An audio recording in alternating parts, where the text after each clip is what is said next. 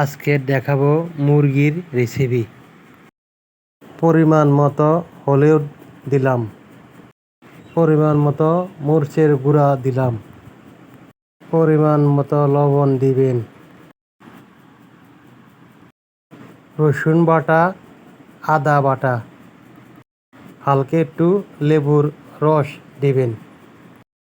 সুন্দর করে মাখায়া নেবেন।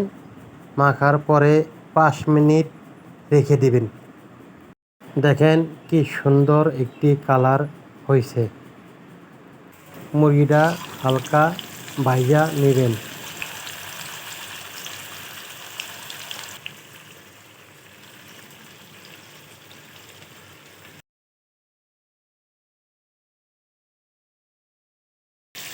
অনেক সুন্দর একটি কালার হয়েছে। মুরগি ভাজা হয়ে গেল। পরিমাণ মতো তেল দিবেন, পরিমাণ মতো জিরা দিবেন, পরিমাণ মতো গরম মশলা দিবেন, পরিমাণ মতো পেঁয়াজ কুচিয়া দিবেন, পরিমাণ মতো আলু দিবেন, পরিমাণ মতো আদা দিবেন, রসুন বাটা দিবেন, পরিমাণ মতো লবণ দিবেন। স্বাদের জন্য টমেটো ইউজ করলাম। পরিমাণ মতো হলুদের গুঁড়া দিবেন, পরিমাণ মতো মরিচের গুঁড়া দিবেন। কালারটা সুন্দর হবে, ঝাল বেশি হবে। হালকা করে মাখায় নেবেন। মাখানোর পর দেখেন কি সুন্দর একটি কালার আসছে। অর্থাৎ খুব জুস, ও মুখে রুচিয়ে পড়ছে। কি সুন্দর একটি কালার। আপনারা সবাই বাসায় ট্রাই করবেন এত সুন্দর রান্না করার জন্য। বাসায় রান্না অনেক ভালো লাগে। সবসময় বাসায় খাবেন, মন ভরে খাবেন, পরিবারের সবাইকে নিয়ে খাবেন, আনন্দ পাবেন। আমরা গ্যারানের জন্য তেজপাতাটা ইউজ করলাম।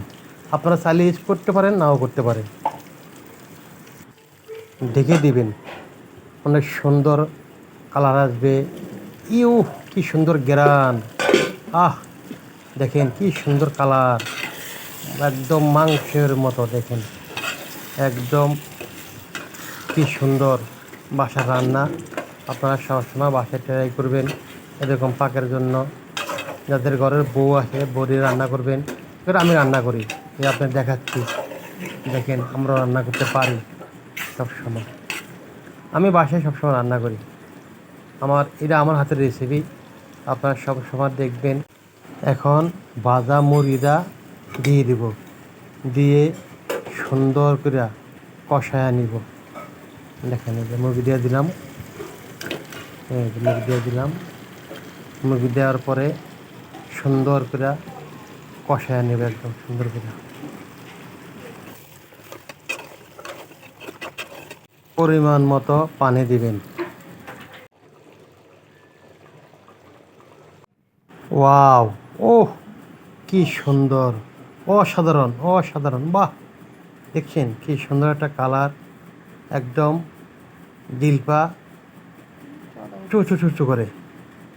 দেখেন কি সুন্দর।